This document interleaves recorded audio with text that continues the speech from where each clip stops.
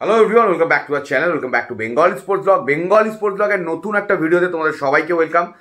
সকাল সকাল আজকে লাইভ এসেছিলাম, তোমরা দেখতে পেয়েছো। জিকসান সিং নিয়ে অনেক কথাবার্তা হয়েছে, ট্রান্সফার মার্কেট নিয়ে অনেক কথাবার্তা হয়েছে। ডেফিনেটলি মাঝরাতে জিকসান সিং কলকাতায় পা দিয়েছে, ভোর রাতে বলবো আমি। এবং ইস্টবেঙ্গলের অ্যানাউন্সমেন্টের প্রিপারেশন চলছে এই মুহূর্তে। জিকসান সিং ইস্টবেঙ্গলের প্লেয়ার, ঠিক আছে, এর থেকে বড় কথা নেই। কোন কোন কি বলবো, কোন ফ্যান ক্লাব কি পোস্ট করলো, কোন পেজ মোহনবাগানের জার্সি পরিয়ে কি পোস্ট করলো, ডাজেন্ট ইভেন ম্যাটার্স। সবাই জানে এই মুহূর্তে, এবং এটা স্পষ্ট অফিসিয়াল অ্যানাউন্সমেন্ট না হলেও জিকসান সিং এই মুহূর্তে কলকাতায় এবং জিকসান সিং ইস্ট বেঙ্গলেই খেলছে।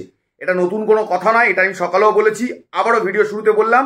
এবং এরপরে আনোয়ার নিয়ে এবং আরও কিছু গ্রেগ স্টুয়ার্ট নিয়ে কথাবার্তা ডেফিনেটলি বলবো। আনোয়ার নিয়ে কিছু ইম্পর্টেন্ট কথা রয়েছে। তার আগে তোমাদেরকে বলো, if you are new to my channel, do subscribe Bengali sports blog. এছাড়া তোমরা যারা আমার সাথে কানেকশন রাখতে চাও, কথা বলতে চাও ট্রান্সফার মার্কেট নিয়ে, খেলা নিয়ে, ডেফিনেটলি বেঙ্গলি স্পোর্টস ব্লগ নামেই আমি ইনস্টাগ্রাম এবং ফেসবুকে রয়েছি, আমাকে তোমরা ফলো করে নাও। এবং coming back to transfer market, transfer মার্কেটের কথা যদি বলি, জিকসান তো দেখো জিকসান হয়ে গেছে, এবারে নেক্সট স্টেপে আমরা যাব। ঠিক আছে, অফিসিয়াল অ্যানাউন্সমেন্ট বাকি রয়েছে, সেটার জন্য প্রিপারেশন হচ্ছে। নেক্সট স্টেপ ডেফিনেটলি ইস্ট বেঙ্গলে আরও আছে, আমরা কথাবার্তা বলবো। প্রথমে আমি চলে আসি মোহনবাগানের ট্রান্সফার নিয়ে। এই মুহূর্তে কালকেও আমি তোমাদেরকে জানিয়েছিলাম, ex Jamshedpur FC, ex Mumbai City FC player Greg Stewart এই মুহূর্তে Scottish centre forward who can play as a right winger, left winger, দুটো পজিশনেই কিন্তু খেলতে পারে। তিনটে position, centre forward, left wing, right wing, তিনটে পজিশনে খেলতে পারে।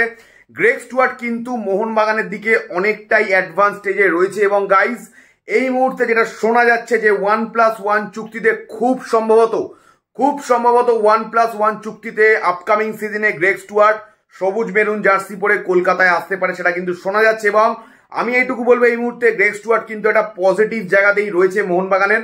ডিলটা কনফার্ম হয়েছে, সই হয়েছে, বিভিন্ন জায়গা থেকে খবর এলেও আমি এইটুকু বলবো, অফিসিয়াল কনফার্মেশনের জন্য নিশ্চয়ই তোমরা ওয়েট করবে মোহনবাগান সাপোর্টাররা। বাট গ্রেগ স্টুয়ার্ট কিন্তু একটা অ্যাডভান্স স্টেজে, একটা পজিটিভ স্টেজে ডেফিনেটলি মোহনবাগানের সাথে রয়েছে। এবং গ্রেগ স্টুয়ার্ট আসা মানে দেখো, he is a super player. দেখো জামশেদপুরের হয়ে, মুম্বাইয়ের হয়ে যা পারফরমেন্স গ্রেগ স্টুয়ার্টের, নতুন করে কিছু বলার নেই। এবং গ্রেগ স্টুয়ার্টের এই ইনক্লুশনটাতে কিন্তু মোহনবাগানের টিমটা কিন্তু ধরা ছোঁয়ার বাইরে চলে গেল। গাইজ, মোহনবাগানের বিদেশি অ্যাটাকিং লাইন আপটা জাস্ট ধরা ছোঁয়ার বাইরে চলে গেল। এবং দেখা যাক কত তাড়াতাড়ি মোহনবাগান এই অ্যানাউন্সমেন্টটা করে। যদিও যা খবর এই মুহূর্তে, নেক্সট অ্যানাউন্সমেন্ট কিন্তু মোহনবাগানে, যেটা আমি তোমাদের বলেছিলাম, মোটামুটি 29শে জুলাই মোহনবাগান দিবসের দিন হাইমি ম্যাকলারেন বা জেমি ম্যাকলারেন আসতে চলেছে। একটা ধামাকা, একটা বুস্ট, একটা বোম ফাটতে চলেছে মোহনবাগানের জন্য, এটুকুই বলবো।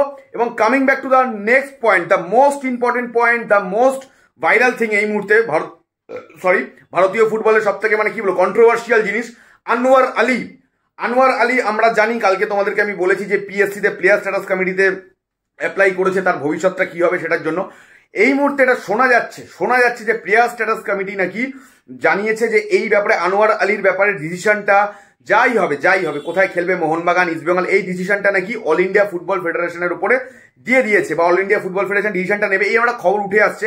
তবে আমার যথেষ্ট সন্দেহ রয়েছে এই খবরটা নিয়ে, কারণ আমার মনে হয় আনোয়ার যেহেতু প্লেয়ার স্ট্যাটাস কমিটিতে অ্যাপ্লাই করেছে, যদিও এখন অব্দি প্লেয়ার স্ট্যাটাস কমিটিতে এই ব্যাপারটা নিয়ে কোনো কাজ শুরু হয়নি, তবে ডেফিনেটলি আমার এখনো মনে হয় প্লেয়ার স্ট্যাটাস কমিটি এটা ডিসিশন নেবে।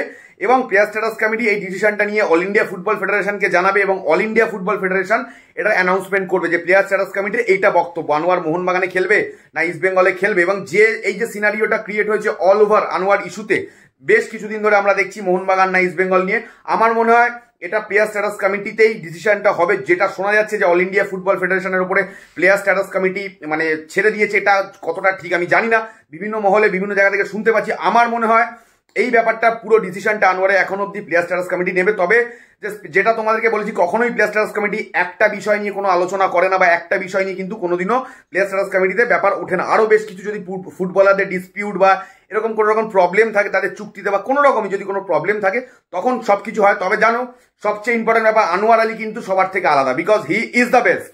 ডেফিনেটলি ভারতবর্ষের এই মুহূর্তে best centre back Anwar Ali.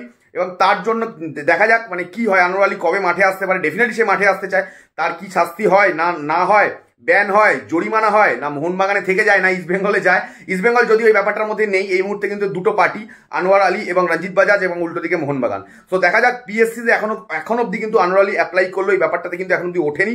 5 দিন থেকে 20 দিন পিএসসির টাইম রয়েছে এবং পিএসসি তাদের এই ব্যাপারটা কিন্তু অল ইন্ডিয়া ফুটবল ফেডারেশনকে জানাবে এবং অল ইন্ডিয়া ফুটবল ফেডারেশন এই ব্যাপারটা আনোয়ার আলী যে কি হলো, পিএসসির কি বক্তব্য, পিএসসির কি ভার্ডিক্ট, সেটা কিন্তু অল ইন্ডিয়া ফুটবল ফেডারেশন আমাদের সবার সামনে তুলে ধরবে। আমরা সবাই eagerly waiting for Anwar Ali. দেখা যাক যে টিমেই খেলুক। আমি অলওয়েজ বলে এসেছি, আবারও বলছি, আমি সবসময় চাই যে কোনো ফুটবলার বা যে কোনো প্লেয়ারের পায়ে বল থাকুক, প্লেয়ার মাঠে নেমে খেলুক এবং আনোয়ার আলীর মতো প্লেয়ার তো অবভিয়াসলি মাঠে নামুক। চাই না যে এই প্লেয়ারের কোনো ব্যান হোক বা কিছু হোক বা জরিমানা, যাই হোক দেখা যাক। সবকিছু স্পেকুলেশন, এখন সবকিছু আমরা আইডিয়া করতে পারছি, কোনটা হবে আমরা কেউই জানি না। এনিওয়ে, এটাই হচ্ছে আনোয়ারের স্ট্যাটাস এই মুহূর্তে, যতটুকু আমার মনে হলো তোমাদের সাথে শেয়ার করলাম। If you are new to my channel then to subscribe my channel এবং আমার চ্যানেলের ভিডিওগুলো যদি তোমাদের ভালো লাগে ডেফিনেটলি সাবস্ক্রাইব করবে, শেয়ার করবে বন্ধু বান্ধবের সাথে। এখনের মতো ভিডিওটা এখানেই শেষ করছি। খুব তাড়াতাড়ি দেখা হচ্ছে নতুন একটা ভিডিও। চলো, টাটা।